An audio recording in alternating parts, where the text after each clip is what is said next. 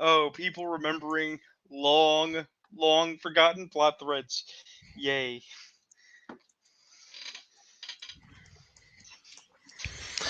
And let's see, the start button's on. Yeah, so welcome to the show, everybody. I apologize for undergoing a bad case of time travel, sleep, and church, working his 15 jobs. And yeah, we didn't have a show last week, so I apologize for that. How are you guys doing? I apologize for nothing. You do what you want. Is that Sounds what legit. you're laying down You're there, not my church? dad. It's true. I'm not. I have not gotten into a fight with Church on his front yard, as is the way of Church's people. Wait, are you So, saying that Church says I dance for you, the dance of my people, and then he just starts swinging? um, I would never say that about Church on the And show then I live on started the. laughing. So, I got some good review content today. You remember how I talked about Ultimate Amazing Spider-Man and how Yes. they gave us Peter Parker with a hot wife and multiple children? They in fact show that they can make good comics, they just choose not to. So, Ultimate Amazing Spider-Man #2, we have Peter, you know, doing the training montage in a black nano suit. And he comes home, and his little girl sees it, and she doesn't like it. It scares her, but then she sees it's her daddy. And then daddy says, listen, I know it's 3 in the morning, but I need to buy your loyalty. Would ice cream do it? So, Church, I would ask you, as a parent, is that a good parenting strategy that Peter did in that comic book? Absolutely. It 100% effective.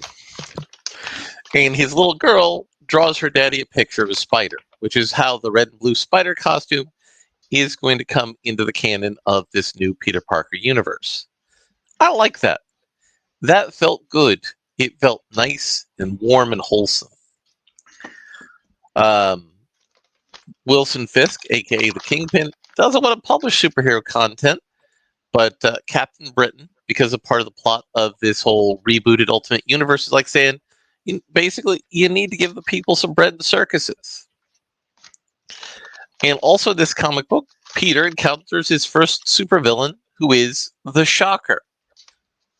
And he talks to him and says, "Hey man, did you consider not breaking into some places?" And the Shocker's like, "Wow, is this your first time doing this?" And he goes, "Well, yeah, this is my literal first time." He said, "Like you're a natural." And then Shocker dumps him into a dumpster with his shock powers. And then Peter has his second follow-up fight where he sees the new Green Goblin in this universe. So The all of Noblin. the Noblin. So all of this is a good comic book. It's a good comic book. We got a superhero learning how to use their powers, dealing with the consequences of having his powers. I recommend you get this book if you haven't. I also recommend you go back and request the first issue, the reprint. Go buy that so that you can appreciate and enjoy this comic book. Now, I was supposed to have Ultimate Black Panther available for review today, but you know what happened to that comic book? It stinks. Yeah, No, what, what the happened trash? to it? No, no. What happened to it is so many people ordered copies, not all the comic book shops got their copies. So I have to wait for the second printing of that bitch to come along. And again, I am only reading that book because my buddy Brian Hill is writing it. On a related note to that, I got the new Blade. Not a lot to say about this one. The Blade's kind of gone on a little too long, but Blade goes to recruit an army of the damned to help him fight something that's evil. And he does that. Not really impressive. But the Dawn of DC Superman does something interesting. Yes. Can I say something about that last thing? I know that you're sort of going over these other things I read, but Mhm. I have also read a couple of the recent Blades, and this is a art thing. I think Yeah. is it me, or is all of the action really perfunctory and uninteresting? I think it is. I think the artist is It really doing as good a job on the it action sequences. I mean, it's a combination of the non-existent backgrounds, right? Lots of flying through things and swinging Mhm. swords and sort of anime swing symbols, but more succinctly, there's no visceralness to what I'm seeing. I have to watch, and we watched about a few minutes of it, but then scheduling happened. I have to watch Blade, the original Blade film with Wesley Snipes, because a friend of ours that we have in common, Leah, has never seen it, despite being a longtime vampire player. And it's like, what the fuck are you doing with your life? You haven't seen Blade. And the thing is, unsurprisingly, because movies, uh, when Wesley Snipes punches a vampire and turns him to ash, you feel it. There's a bit of a crunch Mhm. there. There's a reality to what's going on because a real actor did it with a real stuntman. Here I am. I'm watching a comic, and or I'm reading a comic more accurately, and the combats feel very floaty, and they're more like poses for uh cards or still images for your wall rather than feeling like actual sequential art. I want to know, it's like, is that just Blade, or are we getting that in other pieces as well? Because I think you've read several the different new, comics. I think a lot of the newer Marvel comics are kind of like that. They're kind of not having a good art quality, and I think But it detracts. but is it actually the art quality is bad, or is it just a stylistic difference that I don't care for? I think the art quality is bad, but I think they view it as a stylistic difference. I mean, Papa Church, God and Savior of comics, do you have an opinion? I haven't read a new comic in so fucking long that I wasn't forced to because of this show. And usually, when I'm forced to because of this show, it's already going to be awful. Um, now I don't know, man.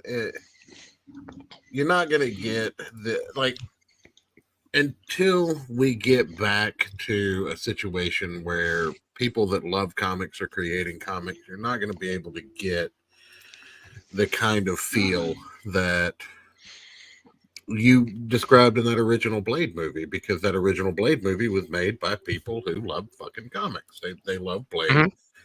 Mhm. And it's like And Wesley Snipes is a mad there's guy. a comic creator out there, and it's his name has come up in amidst a few different controversies, but really not that many as compared to some others. But Donald DeLay. Now, is Donald DeLay the best artist in the world? Absolutely not. I But think Donald DeLay is a fine artist. when you look at Donald DeLay's art, you see the art of a man that loves comic books, and you feel that he takes the time and effort to put that little bit of passion into his artwork, whereas you're not going to get that from somebody who's, not to throw stones at any glass house in particular, but someone who's using a majority of 3D assets, someone who is, just going by the numbers, drawing what they're told to do by the storyboard, and just moving through the motions to create comic book by deadline. To case in point, some of that crunch and realism and just grittiness, you got that out of the first 100 issues of Spawn. Mhm. The fight scenes, you could almost feel the tension in the chains. You know what I mean? So, two things. One, hello chat. People are responding to our conversation. We have people in the chat. My God. Holy cow, we got some people in the chat. The other thing is, Larry, I don't mean to segue out of what you were getting on. I do really want to hear about these other comics, but it also seems a natural segue. Maybe you want to bring up that Dwayne McDuffie comic. The Dwayne McDuffie, the memorial comic for Dwayne's birthday. Yeah, because I think that's contingent to what Church is saying. I think it's a worthy point Give me a to moment. have pinned here? to pull that up. Have you seen this thing, Church? Or you No, busy? not yet. Okay. It is in our doobly doo. Well, I've as you're been pulling I've been it up, doing Larry, I've been doing adult stuff that I put off for almost 40 years, so I've been So- pretty busy lately. so Larry, do you want to take the honor of being Dwayne, or shall I? One moment.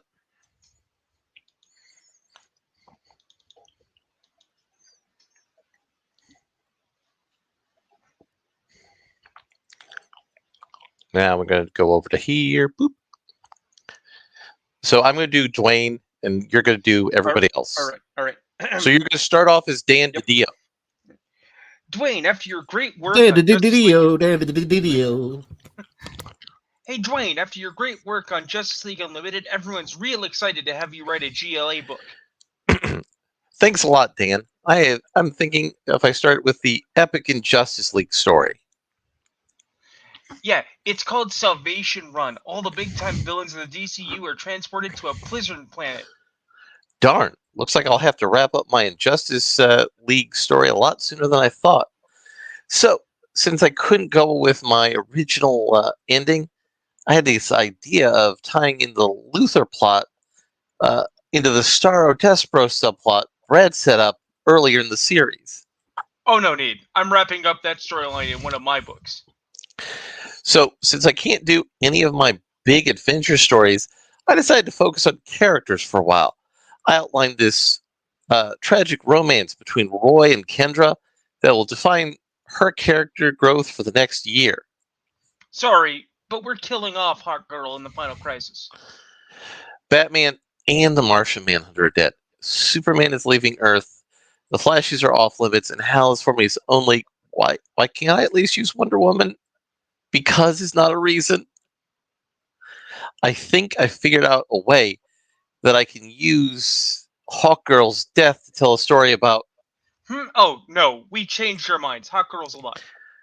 Oh, then can I use her for? No! So, Dwayne, what is it like being a top man at DC and working for their most prestigious book? So, Church, we're going to need you to jump in and do Grant Morrison here, as you're the only one appropriate for that. It's a shame, but we had to let him go. His statements were making it seem like we don't know what we're doing. So I had this great idea for a crossover where we kill off Batman. Church? But Church? Batman is already dead. Oh, I know that. I'm not stupid. We'll bring him back first, obviously.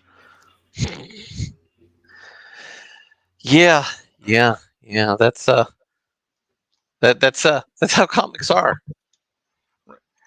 I felt we should bring this point forward because, as Church is saying, you have people who don't care about the product. I think it's actually deeper than that. I think you have people who do care about the product who don't have the power in industry or the setup in industry to be able to tell the good stories they want to tell. They're being made to tell the stories that they have to tell. I was mainly speaking in terms of artist. If we're gonna go down the rabbit hole of talking about everyone involved, there's a combination. See, the people that get to do stories that they want to do, they don't love comics. They like self-insert characters and telling you what a ist and phobe you are. The true. people that have the talent are hamstringed by these stories, and the people that love comics and have the talent, well, they've been driven out of the industry for about a decade, if not more now. Yeah.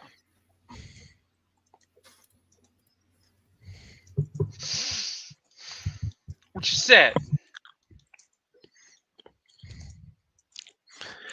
Yeah. So, the Superman Dawn of DC story.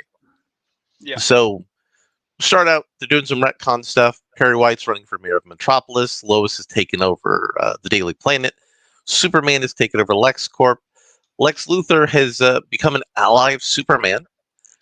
There's some stuff going on. Lena Luthor, Lex's daughter, finds out her dad's a dick, who sold her to Brainiac, and Superman actually saved her.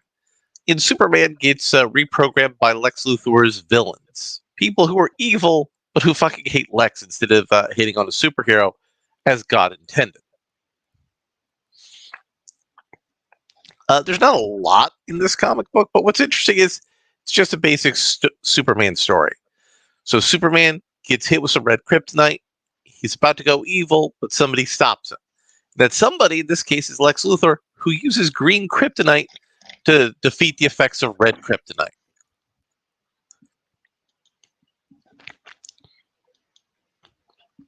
Wait a minute. And yeah. Hold on. Yeah. Roll that back. So green kryptonite doesn't do that.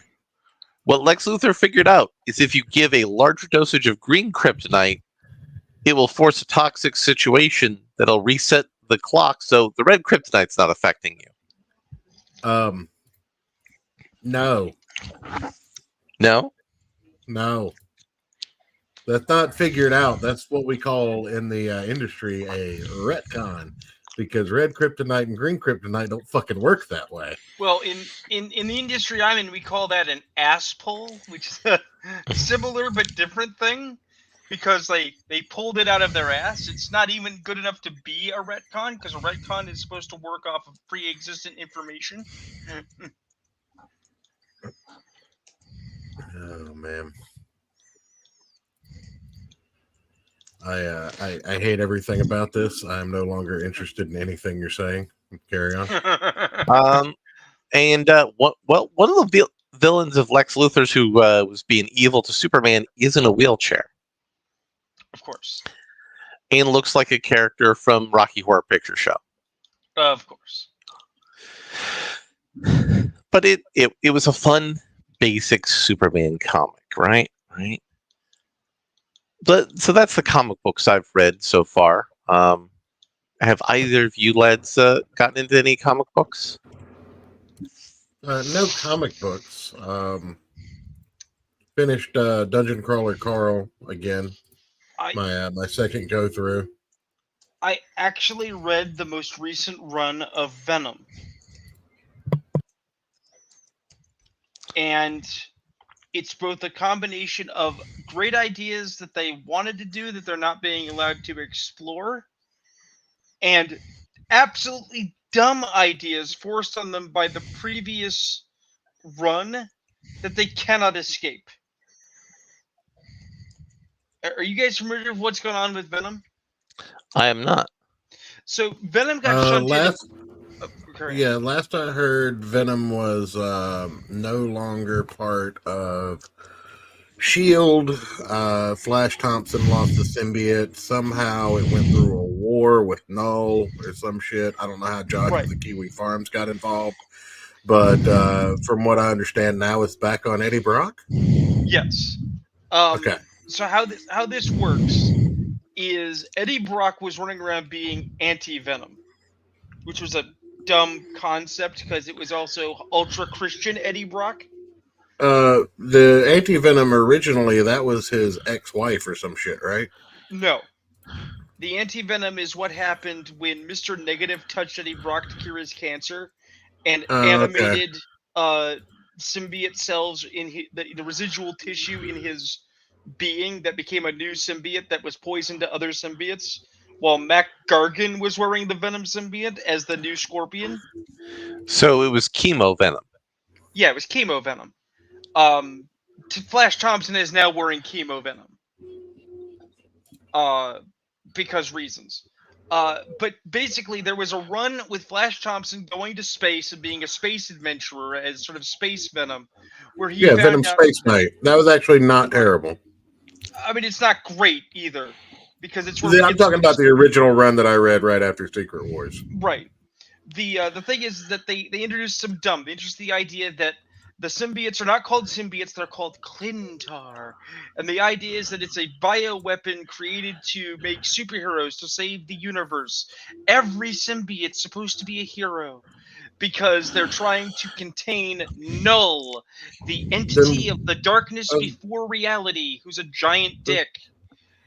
I was gonna say they realize that every symbiote that we've become familiar with pretty much without fail has been evil, right? Right, but see, that's supposed to be the influence of Null, not the symbiotes themselves. It's their evil symbiote god, which is a chthonic entity on the scale of Cthulhu, because why not? It's a dumb fucking story. It's a dumb fucking story to justify that short period where Venom was attached to an evil soldier man, followed by the King in Black storyline, where eventually Eddie Brock remerges with the Venom symbiote and becomes the new god of the symbiotes to replace the old god of the symbiotes that has been imprisoned / destroyed again. So the current story is Eddie Brock is trying to be a good man. This is where great Venom stories start, because Eddie Brock is not a good man. And he's Right. trying to use his god powers for good. But he has this problem called Eddie Brock had a son with his wife before she died that he didn't know about. So he has a angry young man that he's never known, that he's trying to be a father to, that he is not equipped to be a father to. So the younger Brock is very similar to Eddie in personality and experience, but it's like Eddie Brock age 17. Right? Well, Dad's off being a space god, got wrapped up in some stuff, some multiversal time shenanigans. It involves Doctor Doom and Kang, right? Nothing that feels like a Venom book at all, right?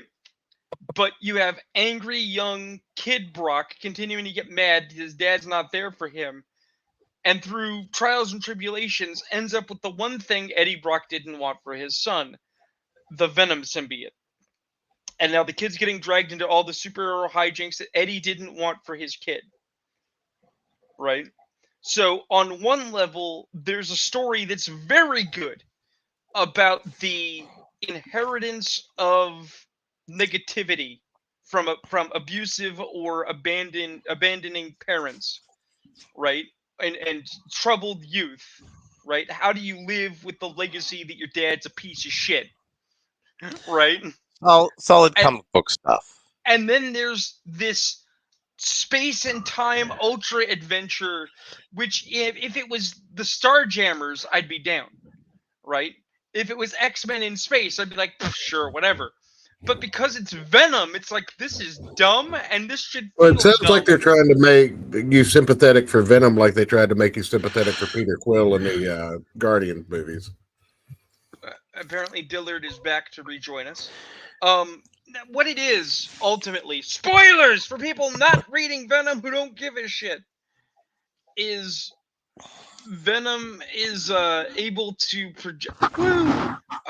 project himself into any symbiote anywhere. Oh man, that's hot. Because Eddie Brock is no longer a body; he's just a consciousness in the Venom symbiote. And this means that what he's actually fighting is an evil super future version of himself. So it's what if Eddie Brock was Kang fighting Eddie Brock, who's a good guy? It's really spazzy, all over the place, hippy dippy, retro 70s, psychedelic storytelling. But it's not great. It's not what I look for in a Venom story. When I read a Venom story, I want a Spider-Man story if Spider-Man was dark and edgy.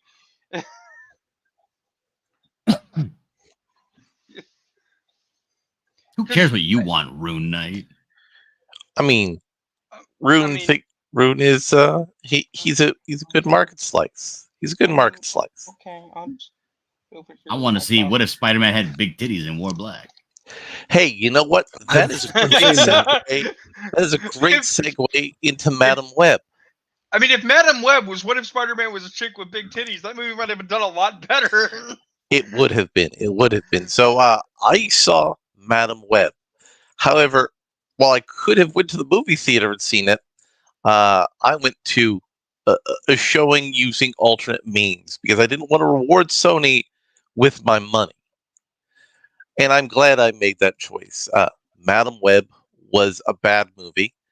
Almost all the lines were done in ADR, especially from the villain. Like, 85% of his lines were 80 yard in. He didn't Are have you the the kind of motivation. person that steals from Walmart? No. I choose not to shop at Walmart unless I'm forced to. You I should mean, but choose Larry- not to shop at Sony. I mean, but Larry, what if you had breakfast this morning? But I mean, I did have breakfast this morning. But what if you did? No. So the plot of Madam Web is Hold on, Larry. What do you need from Walmart, Dillard? I'll steal it for you. I need some folding camping chairs. Got you, fam. Yeah. I mean, Solutions. Church was just renting those chairs from Rent-A-Center anyway. Fuck the police. So Madam Web is about a Madam Web. So her mom was researching. Her mom was researching spider stuff in the Amazon. The villain was the security guard who was guarding her, and when she found the spider, he murked everybody, including This is her the mom. exact same opening as Arachnophobia. Arachnophobia was good. And she then gets saved, sort of, by a tribe from the Amazon that all has Spider-Man powers. And then they put her mom in a giant pool of spiders that keep both the mom alive and fix a genetic anomaly with Madam Web, and thus give her superpowers. And then we flash forward. Madam Web is working as an ambulance driver, with Uncle Ben being the guy in the back of the ambulance. No, excuse me, Richard Parker being the guy in the back of the ambulance. So it's Peter's dad. Peter Parker's dad is her ambulance cohort. And she just happens to almost murder one of the other main characters. And she encounters all of them at a day in work where she develops super deja vu powers. She then realizes that Hold that on, guy. Larry. Be correct. Come correct, Larry. It's not super deja vu powers. It's selective and plot oriented deja vu powers. I mean, deja vu is always plot oriented. Wait a minute. That's the same plot for the TV show That's So Raven. No. It's literally a Final Destination movie wearing a very thin coat of Spider-Man paint. I feel like you haven't seen That's So Raven, Carousel. I'm I know I gonna did. I hate did myself back in for the day. saying this because I hate these movies, but the difference is Final Destination is good. Yeah. So evil Spider-Man has become rich and powerful, and he's working with the NSA to spy on people. Why is he doing that? Don't know. Movie doesn't really tell us. So does It'll only that make be- him? Does that make him the Spider-Man? Yep.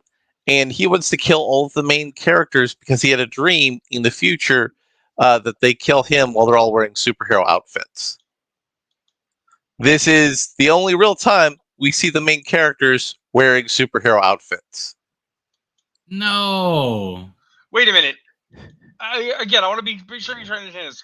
What you're saying is that a guy who committed mass murder in the past, right, went to his job, took a nap, and had a nightmare. Oh God, those evil women are going to kill me. And so he goes In the on a future. murderous rampage? No, those evil women are going to kill me in the future when I am at least 10 to 15 years older. So he goes on a murderous rampage. Yes, using his Spider-Man powers. I did not realize, even though I somehow knew it instinctively, that this was going to end up being one of those stupid, tired, women are evil, protect the patriarchy villains. God, that's no. fucking annoying. No, it's not protecting the patriarchy, it's protecting himself. It's because he went from being poor and having nothing, and after he murdered all those people, he became extremely rich, and now he doesn't want to lose what he has. Because patriarchy. You know, that's a pretty standard trope. I'll run with that. Yeah. So Madam Web and the girls, go through various Scooby-Doo shenanigans to hide from the villain. And then Madam Web somehow makes her way back to the Amazon rainforest. How does she get there? Don't know. How does she get there and back so quickly? Don't know. Well, you have to say it right. How does she do it? Don't know. Very much like the drinker. You got to get that inflection in there. And then she learns from the Amazon people that she kind of has time powers. And that's how everything works. And she can just travel through time and do stuff. Why? And, Don't know. And then she and the girls have a climactic fight against the villain.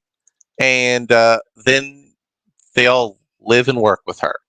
The end of the movie. That was it. That was the whole movie. Oh my god. I feel affirmed after hearing about this movie. This is actually like a Red Letter Media bit, where the movie doesn't so much end as it just runs out of steam and happens to go away. And I think the more poignant comparison would be Vice News right now. Yes. Hey, Cross Comics. Now, also in the world of bait and switch movies, I saw Argyle, which, at least in Argyle's defense, we did get to see more of Henry Cavill than we saw of the characters in Madam Web in superhero costume. So it's got that going for it. Yeah, that's the main thing I want to know. If you saw it, is Henry Cavill in the movie, or is he the character from her book? He's the character from her book, sort of. And I'll get to that in a moment. Ah. So it opens up. We see a scene of what everybody thought they were going to get, like a James Bond spoofy kind of spy movie starring Henry Cavill and John Cena. But it turns out a fat dumpy lady is reading her latest spy novel in the Argyle series. And she's talking to her fans. Her fans allude to the plot twist in the opening sequence. And then she goes back to type up her latest book, and she's having writer's block. This is something that's very relatable to Rune and I. You go to type something up, and then you just can't come up with something. The words just don't work. And she talks to Argyle about it. He's like, hey, you're the writer. You tell me what's happening. And then her mom says, hey, sweetie, why don't you come home and visit me and Dad, and we can sort it all out. And you get some relaxing time, and you can write the next chapter of the book. And she gets on a train because she has extreme anxiety disorder. And she meets Sam Rockwell as a hobo-looking spy, and a bunch of spies try to murder her. And in the process of that fight, Sam Rockwell is briefly replaced with Henry Cavill. So not only is he the character from her book, he's also her mental delusion. Oh, nice. Yeah. And then there's, spies are chasing them. There's various bits of spycraft. It's not great spycraft, but it's fine spycraft. And they eventually go to find the man who trained Sam Neill's character. And it's Samuel L. Jackson in a Sam role. Neill is in this movie as well? No, Sam Rockwell, excuse me. Shit. I confused the characters. If Sam Neill was in this movie, Larry, it would have been... that is the less qualitative Sam. We wanted Sam Neill. Fuck. Yeah. Dude, every time I do a live stream, I always tag Sam Neill, and he never shows up. So they meet with Samuel L. Jackson, who plays the mentor spy figure that is also the wrong Sam, but we'll accept it. But Samuel L. Jackson had in his contract he needed to sit down for at least half of his performance. Apparently, he's got some sort of health problem because he's sitting in a lot of things and not really moving around. Yeah, you got a health problem. It's called being 1,000,000 years old. And he then reveals that the dumpy fat chick is actually the real Agent Argyle. And she had amnesia. She was programmed by the evil spies to write fictionalized versions of her old self so that the evil spies can know about the older missions, then do evil spy stuff related to it. And she has to accept that she's the former spy lady to, get the MacGuffin to, defeat the bad guys. Standard spy stuff, right? So, Rune, what do you think happens after she gets the MacGuffin, as you are at least familiar with the spy milieu? I mean, hopefully the day is saved. No. We're at the middle of the movie. They either lose the MacGuffin and the MacGuffin is stolen by someone else, and now we have to chase the MacGuffin, or we have to take the MacGuffin to get another MacGuffin to save a different thing from a thing. Hold on, don't so- tell him yet. I want to play. Movies work. I want to play. Okay. So, Church, what's going on? What's the spy thing going on now? I want to In the guess movie. after Give her- church. They give her a pin that's actually also a grenade. No, it's not that kind of spy movie. It would have been cooler.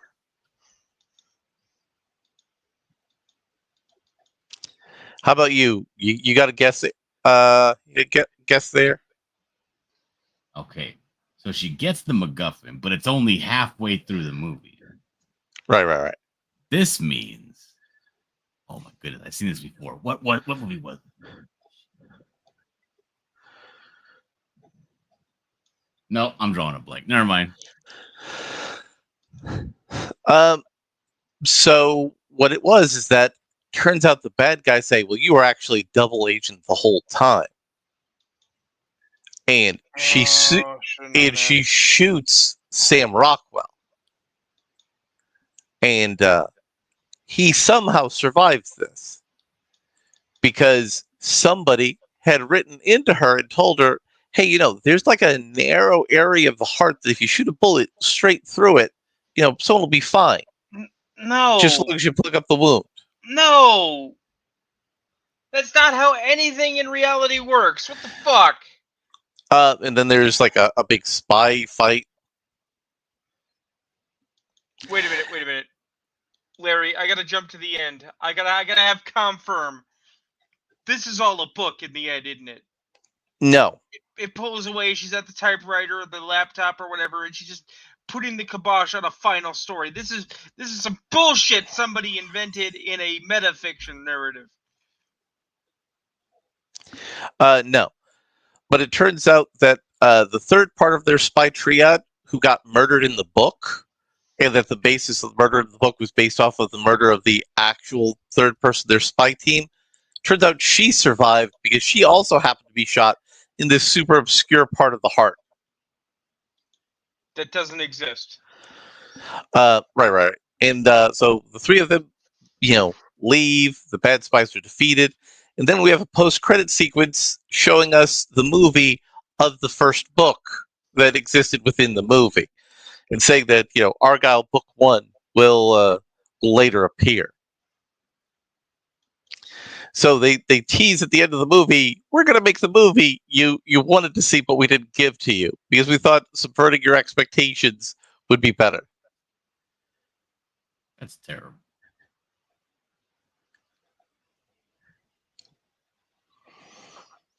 That would make me frustrated. I'd want to ask for my money back.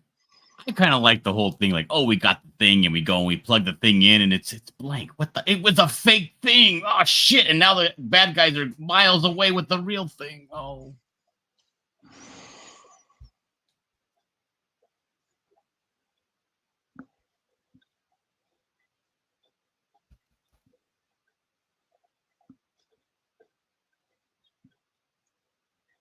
So yeah. So what do you guys think about two movies both using a bait and switch and both being punished for it?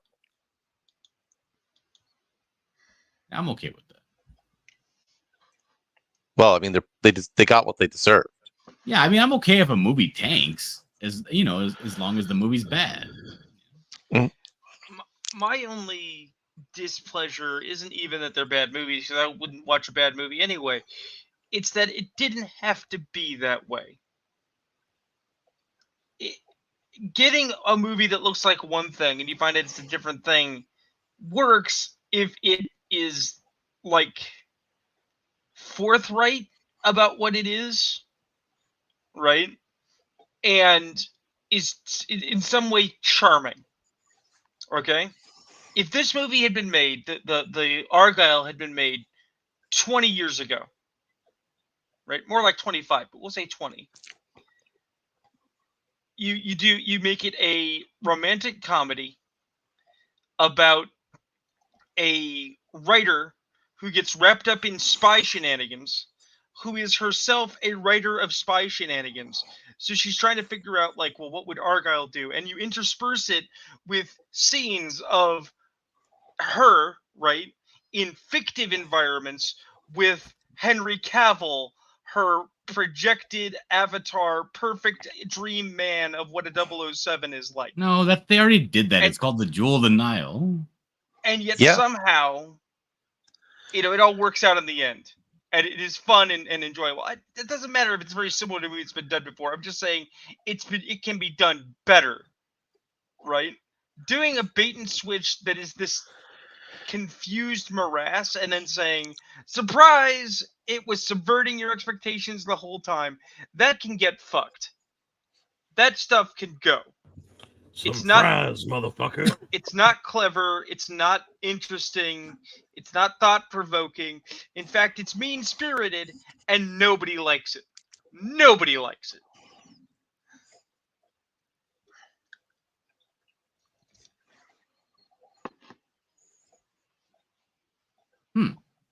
Interesting. I'll be back.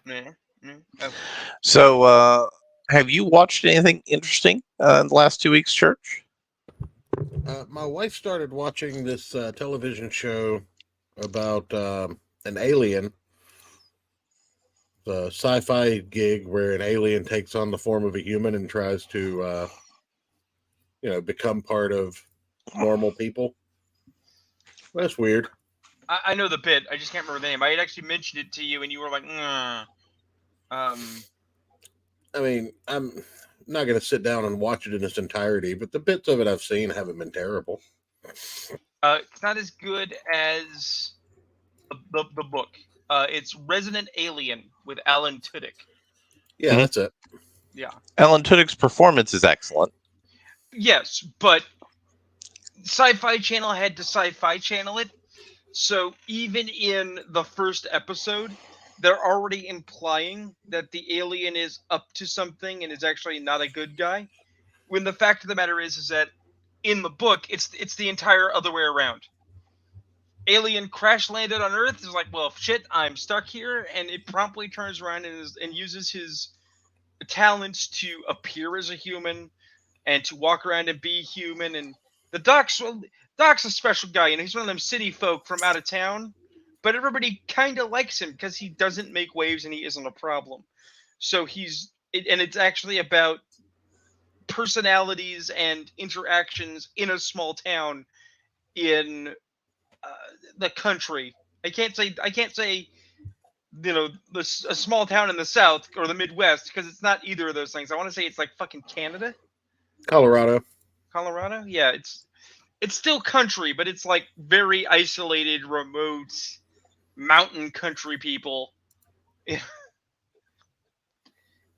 Because the important part is something that Larry and I were talking about earlier. It's an aesthetic. It's not a location.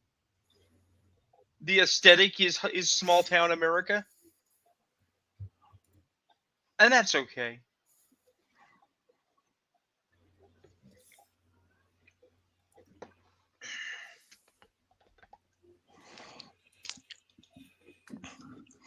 So, do you have anything in particular you had itching with you, Church? Anything like, for example, the current fate of Minnesota's favorite son attorney, Nicholas J. Rekieta?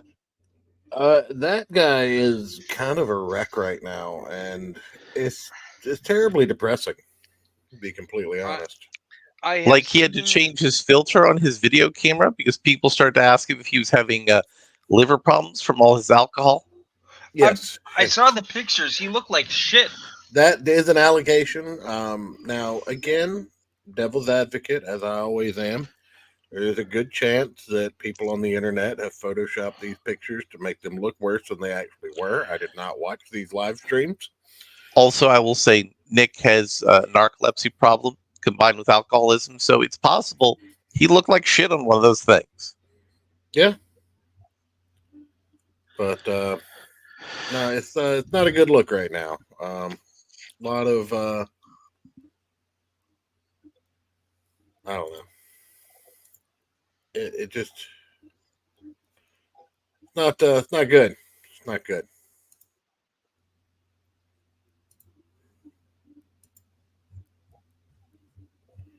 I don't like it. Makes me feel bad. Don't like having feelings. So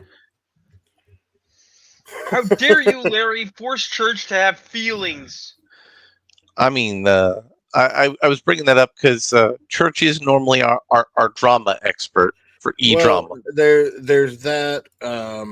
And now there's a video that was put out where he's contradicting himself between 2 days apart on 2 separate live streams. He's saying the exact opposite thing.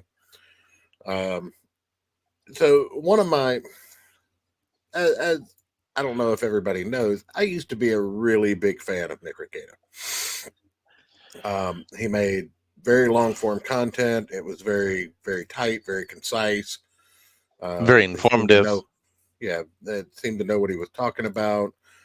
He did trial coverage on interesting trials that made me interested in those trials and topics where otherwise I wouldn't be. And it used to be a big part of my day. I would go to work, I would turn on the previous night Nick Rekieta stream, and I would just keep her moving, right? But now I haven't. It's probably been almost a full. It's been since about the Johnny Depp trial, a little bit afterwards, because that was around the time that he started bringing on Camelot every Friday, and I don't have the patience for a bunch of people just being degenerates on live streams. I do that once a week on my own. I don't. I told you, Larry. I told you that this show is a horrible place. I don't particularly, find the drunken ramblings that aren't on topic interesting. And again, I mean, the man's grown. He's free to do whatever he wants to. I'm not his dad. It's a very sad state of affairs where someone falls. Mr. Medicare spoke on it. He said that there was a time there around the Rittenhouse Johnny Depp era where Nick's success was all but, just handed to him on a plate. I mean, people were starting to talk about TV shows and Netflix deals. Yeah, Nick was like in the top 10 YouTubers. And he's come out since then and made the statements, getting back to my original point, that, trial streams were incidental and he hated doing them because they were boring. Fine. Who am I to force somebody to do some shit they don't want to do, right? But then 2 days later, seemingly sober, he comes on and he's like, I love doing trial streams. I just don't have time. And I'm like, so which is it? Do you hate doing them and you don't have time? Do you love doing them and just not have time? Like, what? I'm sure your audience is more than happy to, accept a change in schedule if it means getting the kind of content that they want. But I don't know. It's a bad look. It's a bad look. There's this clip channel out there that just, I mean, they're getting miles of content out of Rekieta right now, and it doesn't look like it's going to clear up anytime soon. I mean, there doesn't seem to be a light at the end of this tunnel. Let's be honest for a minute. You have a real problem when you're a content creator and your model is drama, and then you say, I don't like drama. Well, you better like drama if that's your model. You better fucking love the drama. You don't have to like it, but I mean, there's a certain point where you just milk it for what it's worth, right? Right. And I don't know. And like I say, if the guy just wants to step away from streaming, he absolutely should do that. But it seems like he doesn't want to step away from streaming. He wants the success that he had in these trial streams and in the Weeb Wars and all of that other stuff. So it sounds like he wants to pull off a Spoonie Love situation. And that's just never going to happen, because if anybody was going to be able to pull it off, it would have been fucking Spoonie. Nobody was loved more than that fucking guy when he went dark. You're not. People don't even throw money at Mr. Medicare when he doesn't stream. I mean, for fuck's sake. That guy has the most rabid fan base of anybody I've ever seen on the internet.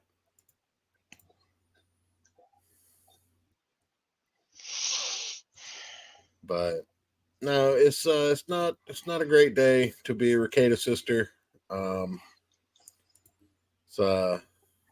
It's pretty sad, and I don't personally see it getting better. I mean, I've been paying attention to this internet crap for a long time. And, you know, when people start fucking with you online and you start reacting to it, there's really no way back from that. There's also a segment that he did allegedly doxing a former supporter. Not doxing, I won't go that far, but, you know, the name dropping a former supporter, it almost is like there was a threat of, you know, I know who you are, I know about you, I can give your information out kind of situation. For over a half an hour, it's going around the internet called the Dear John segment. So you got that going for you. Just terrible. But like I said, I hope that there is, because there's nothing I want more than, you know, to watch some of these trials and, you know, have the law panels and whatnot. But I just don't know if there's any coming back from it. I've just never seen a successful, you know, Andy Worski, I guess, would probably be the closest thing to a successful redemption arc on the internet, right? I mean, they call him the retarded Phoenix, so I don't. Ethan Ralph is never coming back to his former Killstream glory. Fucking Dick Masterson lost a huge chunk of his fan base. The Kumite, for fuck's sake, that thing was a disaster. It just you don't come back from the level that Nick has found himself in, and I don't know, it's pretty sad.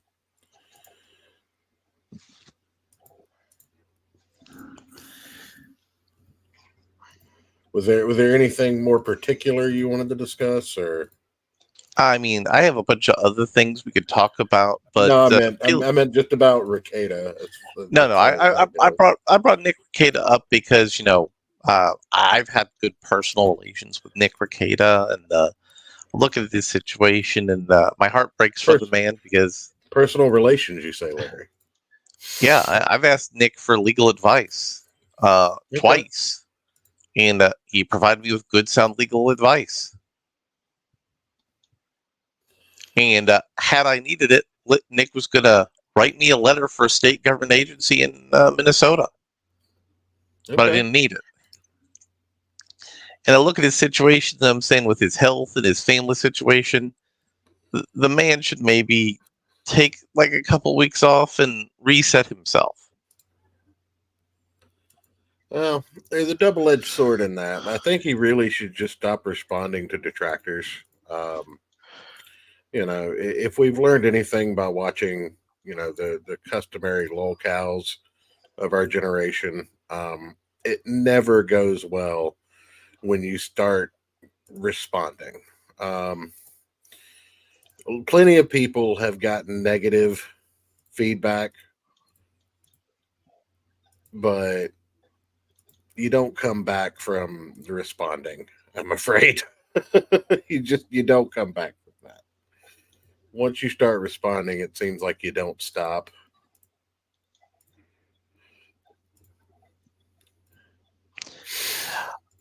So, Rune, what did you have to bring to the table for the show today before we go into some of the news articles? As we've been talking, I'm just like going, nothing in there really feels as compelling. I mean, we talked about basically the thing that I had that I thought was most interesting. A couple of the interesting things that you did bring up. No. There is one thing I want to bitch about right now, because let's just jump to Joe being angry. I'm gonna pull up this thing here. The Ebon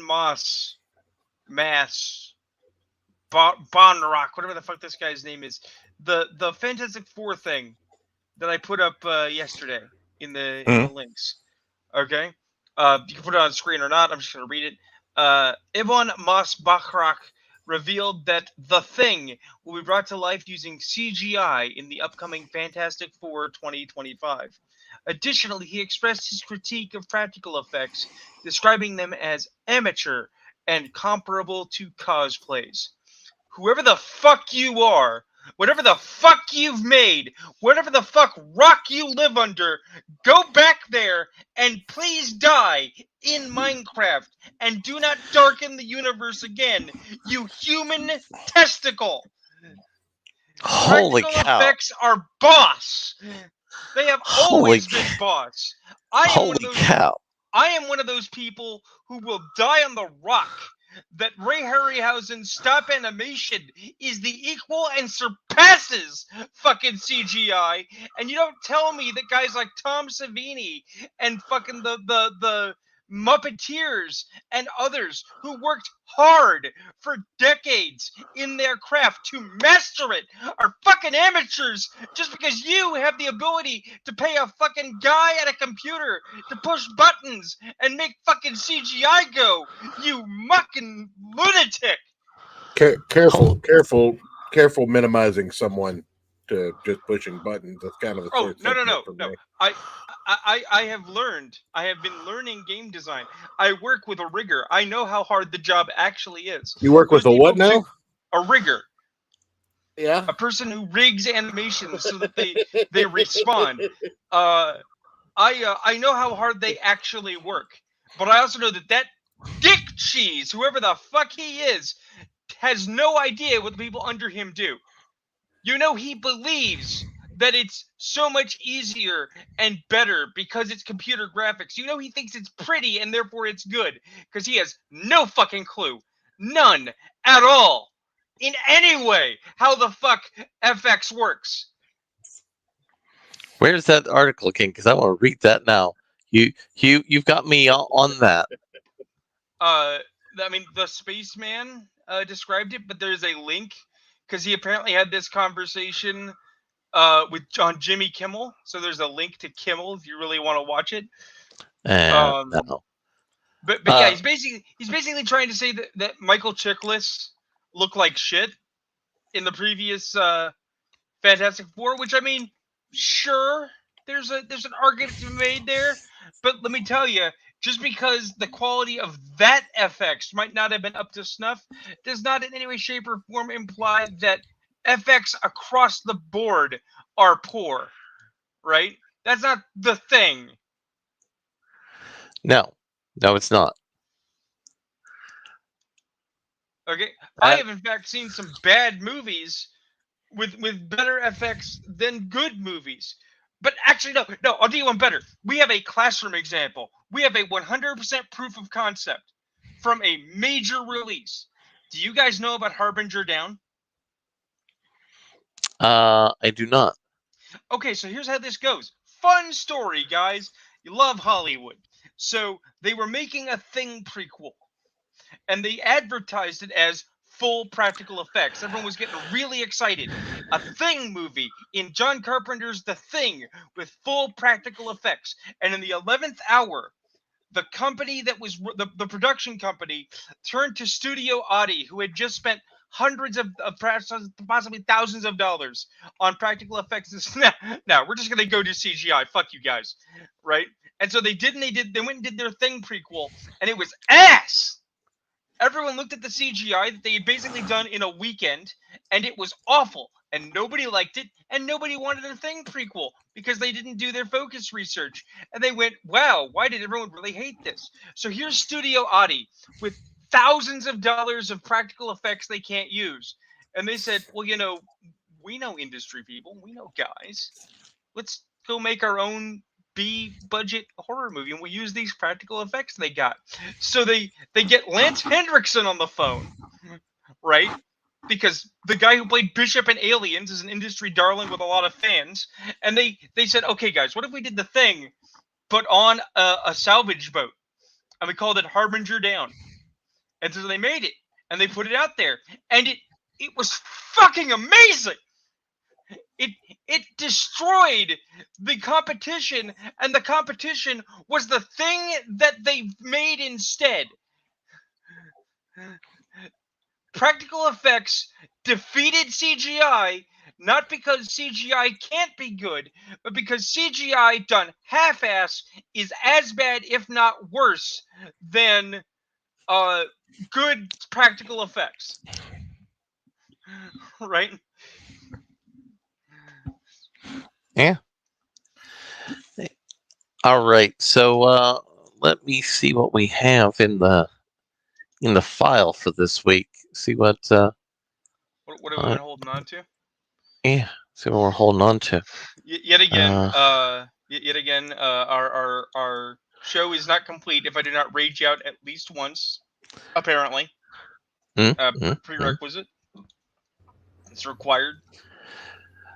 So I'm going to show you something from noted rapper Tariq Nasheed. Oh, I thought it was going to be Ben for Shapiro. Black History content. Tariq Nasheed has decided to let everybody know that there was a common cultural practice of rubbing black people's heads that emerged out of slavery. Not that I know of, but sure. I mean, are you accusing Tariq Nasheed, who said that there's a secret homosexual conspiracy against black men, of making stuff up? I mean, I don't know enough about either the sexual homophobic Afro-American. Wait. I thought we talked about this with you. We talked about buck breaking. Didn't we talk about buck breaking on the show when it came out? I mean, you might have, but I want to mention that retardation generally does not stay in my mind space. Oh, I mean, this is special. He actually hired artists to draw his interpretation of black men being taken to barns to be raped by white people. Yeah, see, that's not what we would call a conspiracy. We call that the artist's thinly concealed fetish. Yeah, that's about right. That's about right. So that's something that was there that was a little bit of fun. Let me see. You want to talk about the Google AI going stupid? Have you gotten in on that, Church? You saw my tweet about it. Let me see if I can pull that tweet up then. It was in response to it was tagging the guy who's one of the developers on it, calling him a massive pussy. I mean, do you? Yeah, I can send it to you. Do you often call people a massive pussy, just as a matter of course? No. I don't often. No.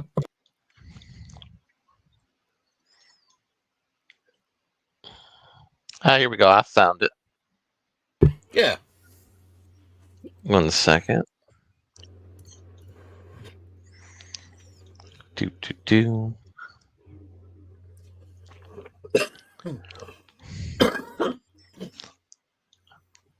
Come on, you. Boop. Here we go. Hey, Jack K, I know you've protected your account probably because you're a massive pussy, but I just want you to know that you're discriminating against people because of their race. Well, no, I just wanted to know why you think discriminating against people because of their race is okay. Also, go fuck yourself. Have a nice day. And people See, people I just could have a nice day in there. I mean, you at I least didn't just encourage wish them to ill have a on the nice man. day. Yeah. You just wish ill on the person. What am I, a fucking monster? yeah. So what happened is Google made their own AI to try to compete with ChatGPT, even though all these AI companies aren't actually making money. And it had problems because it put in hard political decisions, and all these hard political decisions were there because of the CIA agents who work for Google in key executive positions.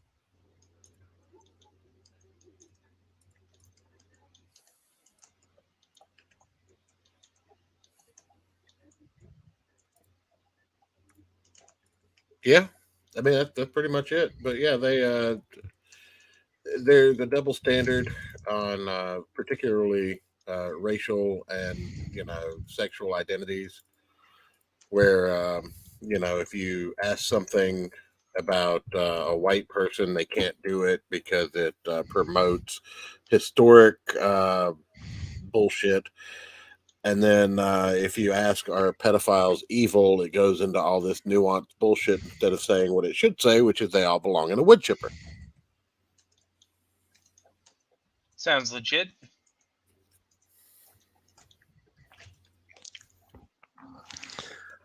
Also, ChatGPT went primal this week. Yeah, they just started posting random nonsense, and Yeah. no one knows why. And here's the funny thing. See, ChatGPT going primal actually ties in. I'm going to do this every week until the 7th book is released, and I apologize. But ChatGPT going primal ties into the Dungeon Crawler Carl series, whereas the older the AI gets during the crawl, the more self-aware it becomes and starts using the proper I instead of the AI. So it begins to speak in the first person and recognizes self as an entity, but it also goes insane. In this particular instance, it developed a foot fetish for our main character. So hold up, Church. Can we get the guy who wrote this book series to come on our show? Probably not. Probably not. He would probably hate me, to be honest. Why would he hate you? Well, I mean, just reading some of the stuff in his books, he seems like he enjoys making fun of things like Alex Jones and MAGA hat people. And I mean, we make like fun of that. Alex Jones. I don't see a problem with that. And well, you generally, but we also Church, enjoy Alex Jones. We do. I'm gonna make a comparison that is gonna sound disingenuous, but I will clarify it.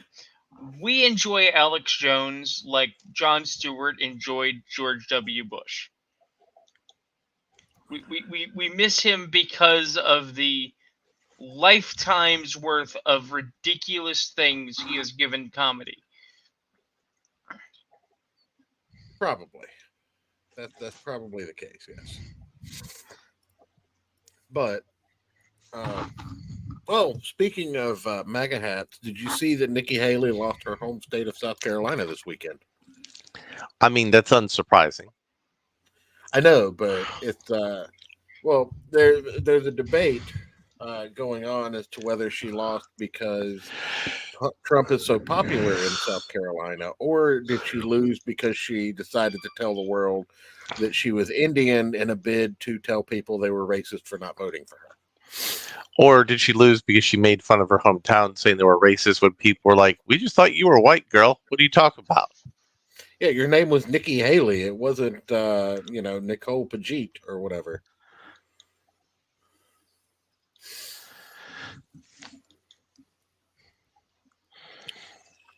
Again, I apologize for being slightly distracted. I'm again building magic decks to carry with me. It's, so that you can lay them out with your friends there.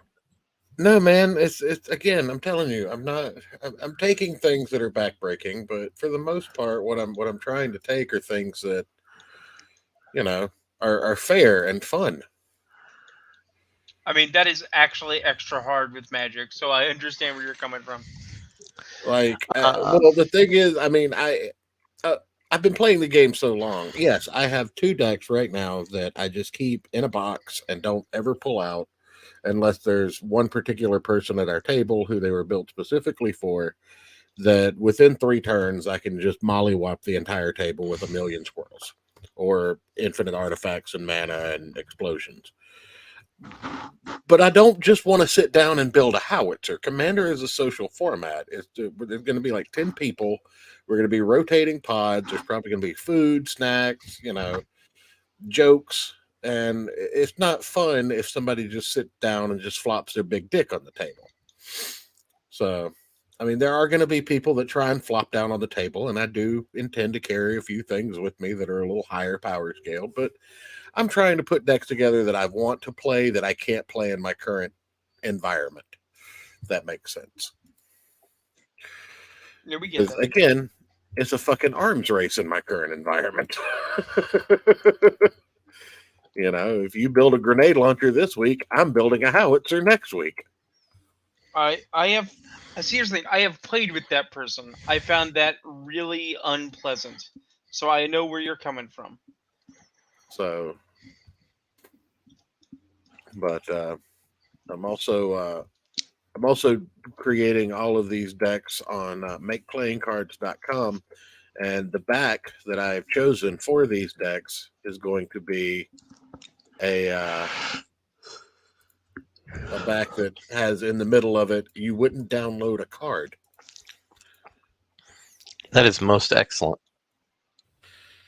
So they don't proxy very much up there where they're at, but I'm like, I got 3 kids. I can't afford to just buy cards all willy-nilly. I have a substantial enough collection that I could build any one of these decks by selling the stuff that I have. And I'm intentionally not putting the most valuable cards that I own in some of these decks so that I'm not, pulling my dick out.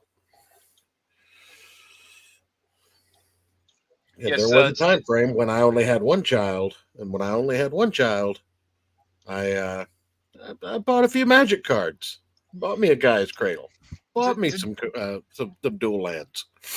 Tonight on the Gospel of Comics, we have the metrics and aesthetics of pulling your dick out. Yes. When, where, and what not to do. With your favorite and ours, Professor Church. You should never pull your dick out when you're at your friend's house unless your friend pulls their dick out first. Now, if they pull their dick out first, all bets are off. Also, it's not your fault if you have bigger balls than they do. Look, if you pull your dick out and she laughs and then comes back, it was meant to be.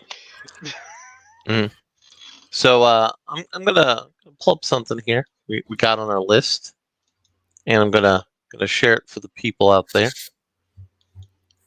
It's a article from That Park Place. Rumor: Insider explains how Prime Video produces non-DEI focused shows like Reacher and Terminal List while making bombs like Rings of Power and The Wheel of Time. If you're an avid follower of WDW Pro Channel, and I hope you are, you might have seen a story the other day about how Amazon Prime streaming service is currently trouncing Disney Plus in terms of viewership and popularity. Yeah, because they have shows people want to watch. Now, to be fair, it's not exactly a high bar at the moment, but we recently received a juicy email from an insider who shed some light on why this may be. It has to do with everyone's favorite subject, DEI. Yes, diversity, equity, and inclusion. Some people say it is an overdue step in accounting for past injustices. Some say it's blah, blah, blah. There isn't likely a single organization that it hasn't impacted. Thanks to this anonymous source, we now know a bit more about it, how exactly it impacted Amazon behind closed doors. First, confirmation that Amazon is one of the best when it comes to doing market research and focus group testing. That applies both to pre-release and post-releases of their films and TV shows. Second, the viewer data shows that emphasizing DEI in their media content has negatively impacted its appeal and has resulted in poor performance when it comes to the metrics such as cost and viewership within the first week, month, and year. This is especially held true with their high-budget fantasy shows. Now, here's the kicker. Apparently, Amazon is fully aware of all of this, but they keep doing it anyway. In fact, according to one source, Amazon's data-driven conclusions are often ignored when they contradict the DEI-driven views that are termed content gatekeepers within the company. In other words, they know ahead of time that DEI-heavy shows will not do well, but they're still going ahead. Now, what we on the internet often view with is like, well, why are we doing that? It appears, irrespective of the research, Amazon continues to firmly believe in and support DEI initiatives, even when it costs them financially. Grandstanding is the term our source uses. However, the way Amazon implements those initiatives, it's not quite as ruinous as it may seem. According to our source, Amazon apparently manages their DEI strategies from a global annual perspective rather than applying a DEI filter to each show individually. This means that while they prioritize DEI, the definition of success is tied to the overall DEI score at the end of the year rather than for each project. So Amazon is showing success by ruining certain shows and brands, but allowing other ones that are more likely to succeed to be normal. So what do you think about this potential leak of insider information? I mean, who already didn't know this is my only question. I mean, yeah, there's that, certainly.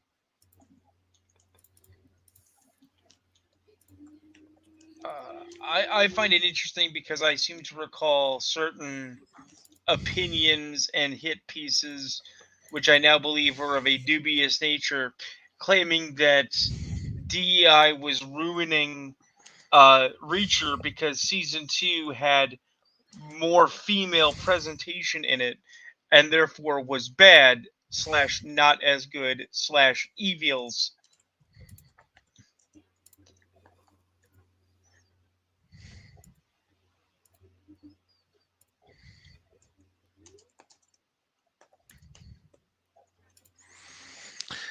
All right. So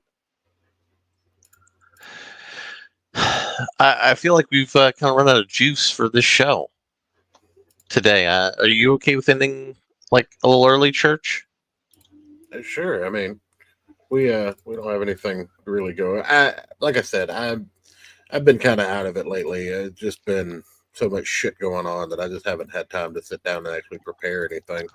But that's not outside the realm. It's just that instead of doing fun things like I normally, I've been playing 7 Days to Die. There's that. That game's never going to come out. Oh, 7 Days to Die is fun.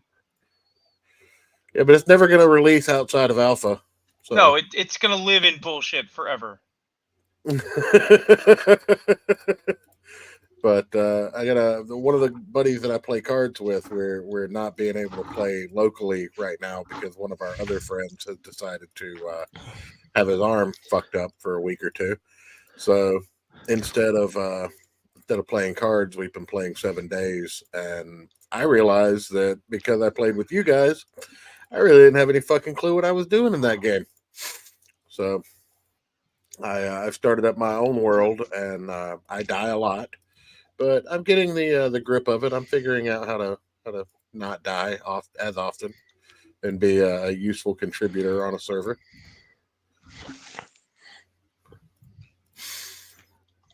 Let's see what else. Anything? When you were going off, Rune, and I told you to be careful minimalizing someone's position. My company has that problem that, Larry, you're probably familiar with most corporate companies having, where they decide, hey, we're not making enough money.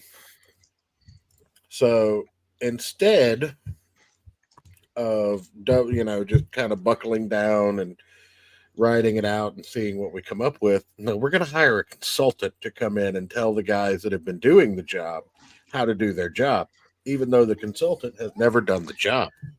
Yeah, that's about right. That's about right. Which is made of fuckery, no question. But this gentleman comes in to my press room and stands next to my machine, and without me even asking why he was there, looks at me and says, "So you're the press operator. You know how to press the buttons. I know all the technical aspects of it." And I don't know, but in my line of work, everyone carries a utility knife in their pocket. And you know those utility knives that you can swap out the razor blades in? You know what I'm talking about? Mhm. Yeah, it's like a box cutter, but they're not, the sliding box cutter. These are folding utility knives that you clip to your pocket. It was very tempting to spill that man's guts out on the floor when he said that. I'm not quite sure how I didn't. But yeah, apparently my credentials as a 20-year industry veteran has been reduced down to knowing how to push the buttons, guys. Just wanted you guys to know. I mean, No, that, designing things and your ability to take somebody's rambling, incoherent nonsense and make it into something that looks cool. like I said, I actually do work with people. We do in fact just do computer things. There was a meme I saw. I say it's 100% right. Everyone thinks that what you do is like Da Vinci painting the portions of the Sistine Chapel that he painted. It's not. It's Tom Hanks in Survivor being like, I have made fire after 3 days of smashing your head against the desk trying to figure out how to make the machine understand your input, right? I'm just saying that it is neither discipline, be it the trained specialist FX that have taken years of practice and expertise to get, or the equally complicated CGI development that we have, neither is better. Both are qualified experts. And when this fuck nugget is like, practical effects look amateur, what I hear, what travels to my brain, is former Paramount exec Les Moonves saying, yeah, I remember that Star Trek show in 1967. It looks so cheap. And it's like, yeah, that was 67, you asshole. You're an executive in 2000 who is now in charge of Star Trek. What the fuck do you mean it looks cheap? You gobsnobbling moron, you know? I prefer cock juggling thunder cunt, but I think we're on the same page. Oh no, also excellent. If anything, I think this is more of a statement on the disconnectedness of production from the actual grunt work that gets shit done. As an idea guy working in the industry trying to learn to do my bit, I will say idea guys are a dime a fucking dozen. It requires specialists with training and skill to take those stupid ideas and make them practically extant. No matter what field you're in, and they should not be denigrated by some rich asshole on Jimmy Kimmel. Rich ass. I feel like I've lost the plot a little bit. He's a director. He's a name. He's on Jimmy Kimmel. I'm pretty sure he's making more money than the guys that are actually making his effects on his movie. Oh. The ones who don't get enough time to do the work and are expected to do the work of 3 human beings before it gets transitioned to a Korean sweatshop somewhere. Right. Quite frankly, when we really boil it down, it's very much like there's another thing we've got in the bed we didn't bring up, that Ian McShane interview talking about how he's never seen The Continental and the nature of the other John Wick prequel, The Ballerina, right? all about how we didn't watch the Continental. We don't know what the fuck that's about because they didn't talk to him and they didn't talk to Keanu Reeves, the two people most principally involved in making John Wick happen. They just made a property in a world they don't understand because they owned it and they could. Right? And it's like, well, that show's gotta suck. If it somehow doesn't, it's an accident of God. And the national treasure, Ian McShane, is he's a national treasure for everywhere he goes. If he was allowed to say that, that means that he didn't get included in a contract that had a non-disparagement clause. Right.